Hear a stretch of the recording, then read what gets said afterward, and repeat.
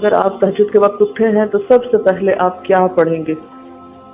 حضرت عائشہ رضی اللہ تعالی عنہا فرماتی ہیں کہ رسول اللہ صلی اللہ علیہ وسلم جب رات کو تہجد کے لیے اٹھتے تو یہ پڑھتے 10 بار اللہ اکبر، 10 بار الحمدللہ، 10 بار سبحان اللہ و بحمدہ، 10 بار سبحان الملک القدوس، 10 بار استغفر اللہ، 10 بار لا الہ الا اللہ،